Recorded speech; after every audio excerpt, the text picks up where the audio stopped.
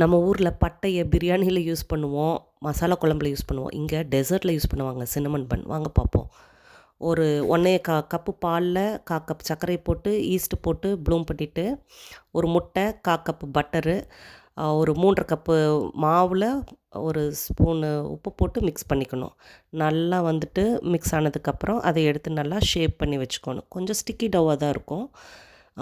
அப்புறம் கொஞ்சம் மாவு போட்டு ஷேப் பண்ணி வச்சிட்டோம்னா ஒரு 2 மணி நேரத்தில் அது டபுள் ஆகிடும்.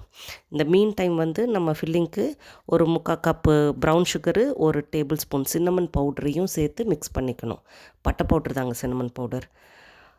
அப்போ டபுள் ஆகிடுச்சு. இதை வந்து நம்ம ஒரு ரெக்டாங்குலர் ஷேப்புக்கு வந்து நம்ம ரோல் பண்ணிக்கணும். நம்ம நார்மலாக பூரி தேய்க்கிற இதை வச்சே நம்ம பண்ணிக்கலாம். அப்புறம் கொஞ்சம் மெல்டட் பட்டர் வச்சு இதை நல்லா ஸ்ப்ரெட் பண்ணிவிட்டு, அப்புறம் அந்த ஃபில்லிங் பண்ணி வச்சுருந்தோம் இல்லைங்களா, அதை எடுத்து ஃபுல்லாக ஸ்ப்ரெட் பண்ணிக்கணும். ஒரு ஒரு எண்டு இந்த எட்ஜை மட்டும் ஃபில் பண்ணக்கூடாது, ஏன்னா அது சுற்றி ஒட்டுறதுக்கு வேணும்.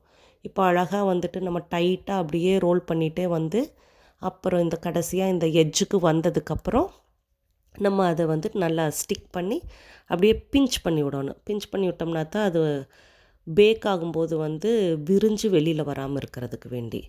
இப்போ இது நல்லா ரோல் பண்ணிவிட்டு கட் பண்ணிக்கணும். நூல் எடுத்து நம்ம கட் பண்ணோம்னா அது கொஞ்சம் நீட்டாக இருக்கும். இல்லை உங்களுக்கு வேணும்னா கத்தியில் கூட கட் பண்ணிக்கலாம்.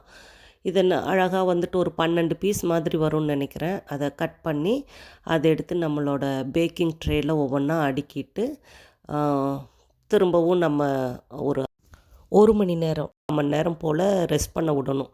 இது திருப்பி டபுள்ஸில் வரும். இதுக்கு மேலே ஃபில்லிங்க்கு ஒரு க்ரீம் சீஸ் பண்ணுறோம்.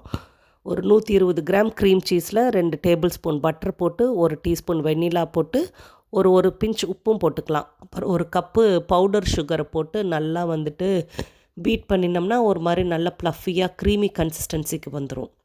ஒரு 350 டிகிரி ஃபேரன்ஹைட்டில் ஒரு 40 to 45 மினிட்ஸ் பேக் பண்ணி எடுத்தோம்னா ஒரு மாதிரி நல்ல புஷ்ஷுன்னு ப்ரௌனாக ஒரு லேயர் வரும். ஒரு 3/4 மணி நேரத்தில் ரெடி ஆயிரும்னு வச்சுக்கோங்களேன்.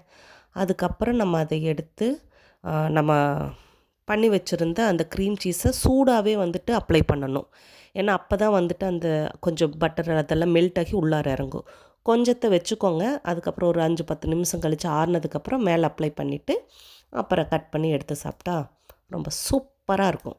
ட்ரை பண்ணி பாருங்கள்.